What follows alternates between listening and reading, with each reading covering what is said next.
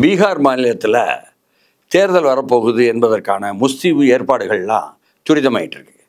உள்ளபடியே அங்கே பாரதிய ஜனதா கட்சி அங்கே இருக்கக்கூடிய ஐக்கிய ஜனதா தளம் என்று சொல்லக்கூடிய நிதிஷ்குமார் தலைமையிலான, அதாவது ஜார்ஜ் ஃபெர்னாண்டஸ் காலத்திலிருந்து வந்த அந்த ஐக்கிய ஜனதா தளம் JDU என்று சொல்லக்கூடிய ஜனதாதள் யுனைடெட் என்ற அதனுடைய தலைவராக இன்றைக்கு முதலமைச்சராக பீகாரில் இருக்கின்ற நிதிஷ்குமார் தலைமையிலான ஒரு கூட்டணி ஆட்சி என்பதாகத்தான் பாஜகவுடன் சேர்ந்திருக்கு.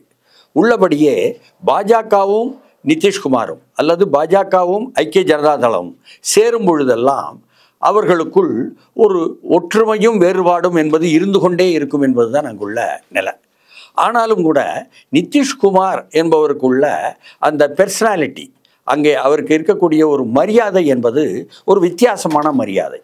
ஒரு சோசலிஸ்ட சமத்துவவாதி என்பது போல ஜார்ஜ் ஃபெர்னாண்டஸ் காலத்திலிருந்து வந்த அவர் லல்லுவுக்கு எதிராக போராடிய காலம் உண்டு.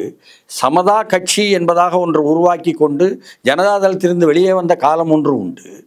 அப்பொழுது CPI ML லிபரேஷன் என்று சொல்லக்கூடிய இப்பொழுது இந்த லல்லு கட்சியுடன் சேர்ந்து இருக்கக்கூடிய 12 சட்டமன்ற உறுப்பினர்கள் வைத்திருக்கின்ற நக்சல்பாரி இயக்க கட்சி, அதனுடன் சேர்ந்து நிதிஷ்குமார் கூட்டணியாக வந்த காலமும் உண்டு. இப்படியெல்லாம் பல்வேறு விதமான காலங்களுக்கு பிறகு அந்த RJD என்று சொல்லக்கூடிய ராஷ்ட்ரிய ஜனதாதளம் என்ற அந்த லல்லுவினுடைய தலைமையிலான கட்சி அல்லது தேஜஸ்வி யாதவ் என்ற லல்லு மகனுடைய தலைமையிலான அந்த கட்சியுடன் மட்டுமல்லாமல் பல்வேறு காங்கிரஸ் கட்சி, மார்க்சிஸ்ட் கட்சி, CPI கட்சி, ML கட்சி, இப்படி பல்வேறு கட்சிகளுடன் சேர்ந்த ஒரு கூட்டணியிலும் முதலமைச்சராக இருந்தார் நிதிஷ் என்பதை நாம் மறந்துட முடியாது.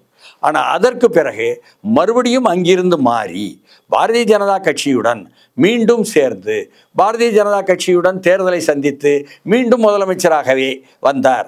அங்கே போனாலும் அந்த கூட்டணியும் எதிர்கூட்டணியும் அவரை முதலமைச்சராக்கும், இங்கே போனாலும் இங்கே எதிர்கூட்டணியும் அவரை முதலமைச்சராக்கும் என்ற அளவுக்கு அவருக்கு ஒரு பெர்சனாலிட்டி அங்கே இருக்கிறது என்பதை யாரும் மறுக்க முடியாத ஒரு உண்மை.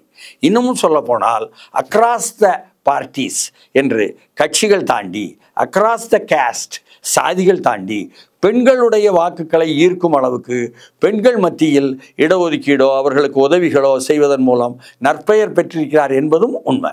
இதையும் தாண்டி அங்கு இருக்கக்கூடிய சிறுபான்மை சமுதாயமான முஸ்லீம் மக்கள் மத்தியிலும் அவருக்கு நல்லதொரு இன்ட்ராக்ஷன் ஊடாடல் உண்டு என்பதும், அதில் கூட இவர்களுக்கு தலைவர்கள் உருவானார்கள் இவர்கள் மத்தியில் இருந்து என்பதாக நிதிஷ்குமார் தலைமையிலான கட்சிக்கு ஒரு வரலாறு உண்டு. இதெல்லாம் கூட சமீபத்தில் நீங்கள் பார்த்தீங்கன்னா ஒரு பாரதிய ஜனதா கட்சி ஒன்றிய அளவில் கொண்டு வந்திருந்த அந்த வக்ஃபு மசோதா சட்டம் திருத்தம் என்பதற்கு ஆதரவு எதிர்ப்பு என்பதாக மக்களவையிலும் மாநிலங்களவையிலும் வரும் பொழுது இன்றைக்கு பாஜகவுடன் நம்ம தமிழ்நாட்டில் இருக்கிற அதிமுக சேர்ந்திருக்கிற அதிமுகவே கூட திமுகவோ இந்தியன் கட்சிகளோ அல்லது கம்யூனிஸ்ட் கட்சிகளோ அல்லது காங்கிரஸ் கட்சியோ வக்ஃபு மசோதா சொத்து சட்ட திருத்தம் என்பதற்கு எதிர்த்தார்கள் என்பது தெரிந்த செய்தி. ஆனால் அதிமுகவே கூட மக்களவையிலும் மாநிலங்களவையும் எதிர்த்தது, சட்டமன்றத்திலும் கூட, மக்களவையில் இல்லை அவங்க மாநிலங்களவையிலும் சட்டமன்றத்திலும் என்பது இங்கே இருக்கக்கூடிய பதிவு. ஆனால் நிதிஷ்குமார் தலைமையிலான கட்சியும் சரி, சந்திரபாபு நாயுடு தலைமையிலான கட்சியும் சரி, பாஜகவுடன் கூட்டணியில் ஒன்றிய அரசில் இருக்கின்ற ஒரு நிலைமையில் மைனாரிட்டி அரசாங்கம் என்று அழைக்கப்படும் பாஜக அரசாங்கத்திற்கு முட்டுக் கொடுக்கிறார்கள் என்ற நிலைமை இருந்தும் கூட அவர்கள் இந்த வக்ஃபு சொத்து சட்ட திருத்தம் என்ற மசோதாவை ஆதரித்து விட்டார்கள் என்ற ஒரு நிலையினால முஸ்லீம் தலைவர்கள் கட்சியை விட்டு வெளியே வராங்க நிதிஷ்குமார் எதிர்த்து என்ற ஒரு புதிய நிலை. அப்பொழுது அங்கு பார்த்தீங்கன்னு சொன்னால் பழைய வாக்குகள் நிதிஷ்குமாருக்கு மீண்டும் வருமா என்ற கேள்வி கேட்டால், முன்னால் ஏற்கனவே பாஜக உடன் இருக்கும் பொழுதே ஒத்து இசைவாக இருந்ததா ஒத்து போகாமல் இருந்ததா என்ற கேள்வியும் இங்கே வரணும்.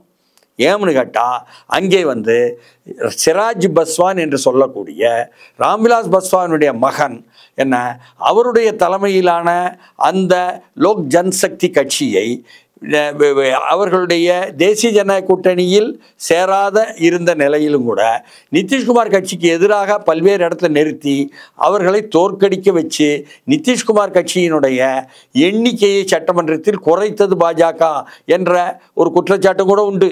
அப்படி இருந்தும் கூட இப்பொழுது அதே சிராஜ் பஸ்வான் தலைமையிலான லோக் ஜன்சக்தி இப்பொழுது பாஜகவுடன் சேர்ந்து மத்திய அமைச்சரவைக்கும் வந்து உட்கார்ந்து ஒரு தேசிய ஜனநாயக கூட்டணிக்குள் வந்திருக்கும் பொழுது இப்பொழுது உள்ள நிலையில் அவர்கள் வந்து நிதிஷ்குமாருடன் நின்று கொண்டு மாநிலத்தினுடைய உரிமைக்காக பாஜக தலைமையுடன் உடன்போகாமல் இருக்கிறார்கள் என்பதும் புதிய செய்தி.